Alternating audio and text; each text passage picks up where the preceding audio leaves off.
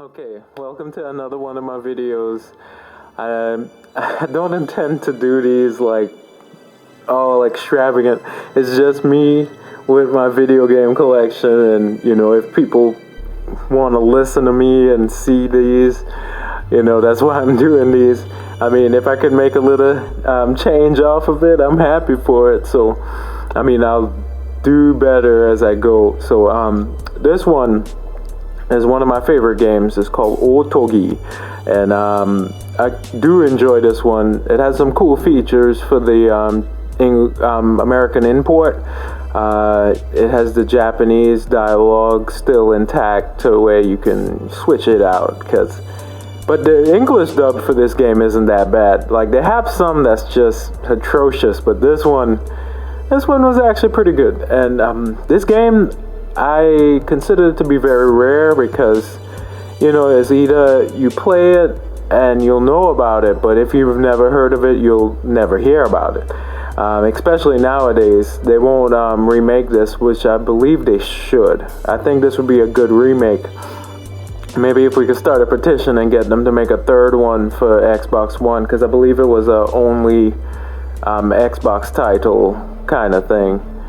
And I find it to be a very atmospheric game and just cool overall. I mean, there's nothing wrong with it to me. I mean, back then, it was perfect. I mean, now you'll find little faults if it's the graphics or some repetitive gameplay, but I mean, other than that, they did combat the repetitive nature of the game with being able to put new weapons and different style of weapons and then different style of magic. Because as all the games I play, I plan on playing them and beating them completely and recording all of it. So, I mean, you'll be on the journey with me as I play these games and, beat them.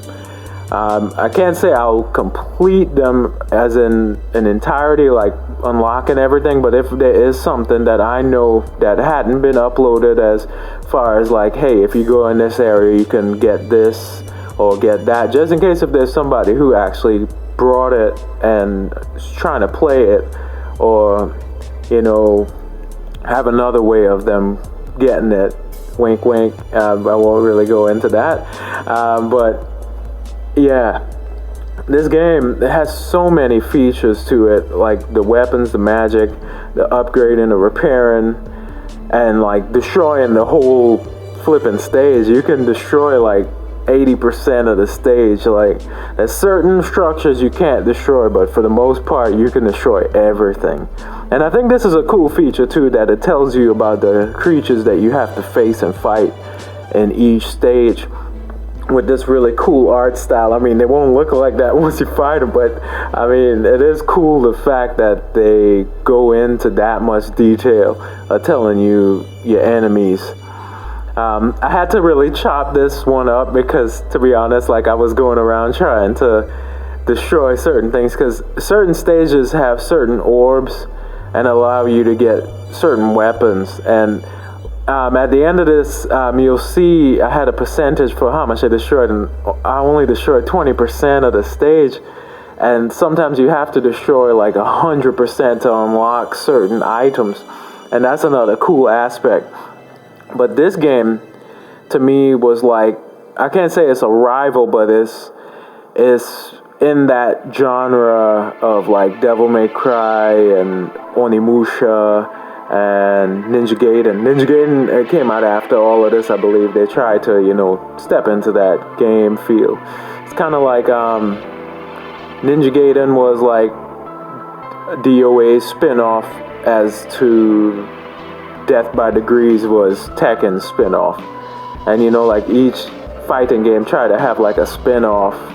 And Dead by Degrees, I'll actually play it on my channel eventually, and I'll talk about it once I shift over to the PlayStation 2, because right now I'm just going to do a few Xbox games, and we'll see how that works. I mean, pretty much, I feel like this is going to end up being me, like, talking in a room by myself, and then somebody's going to come in and be like, who the hell is he talking to? But anyway, I'm gonna talk about like some random stuff too that's not game related during these, so it's like my game and talks kind of thing. So I'll talk about like aliens and all kind of crazy stuff. So, but as for talking on this game, I think as far as I've talked about as much as I can about this stage.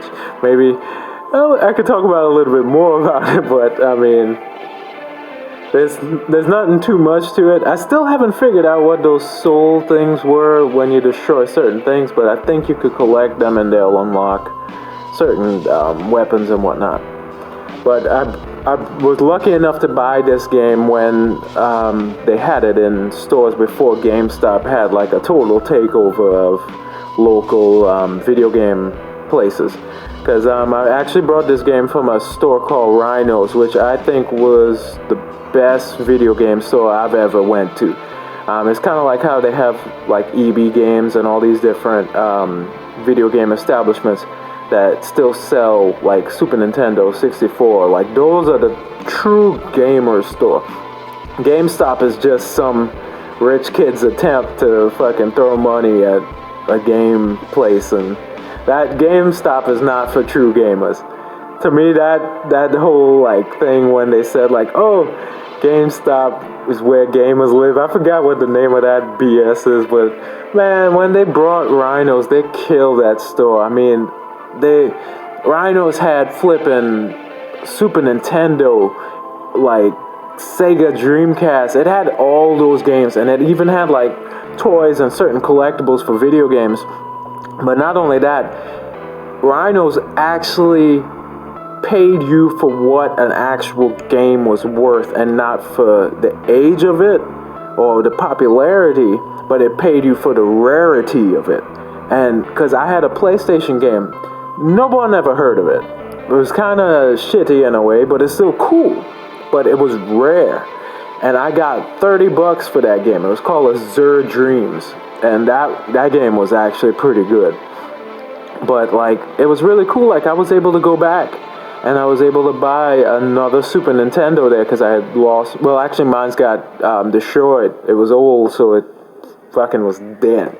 So, excuse my language. But, yeah, the Rhinos, like, so this one is going to be an homage to flipping Rhinos. Like, I wish I had like a beer or some alcohol to pour one out for my homies, because flipping Rhinos, I was very happy for that. One time, like, I'll tell a story before this video wraps up. We actually went and spent $600 in video games and video game systems at Rhinos one time, because like we had came into some money, and but yeah, this was a big ass boss. It freaked me out when I was actually playing. It's the first, like, again now, because I wasn't ready for it, and like my health was low. As you can see, I only have one orb, so that's my health. The little green orbs are the health, and the red bar around is the magic. But if you run out of magic, you'll end up dying, because that's the only thing that keeps you alive. But anyway, we went and they pretty much kind of like closed off the store for us, and I brought like a PlayStation 2.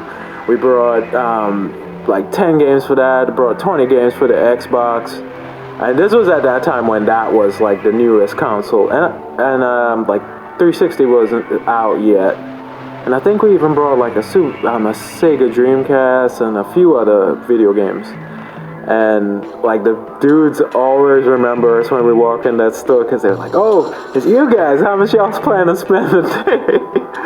But yeah, it was a fun experience. I mean, I totally geeked out and nerded out when I went, because they had so many rare games. Like, they even have games that were discontinued or like pulled off the shelf due to controversial reasons, like Kato Trojan.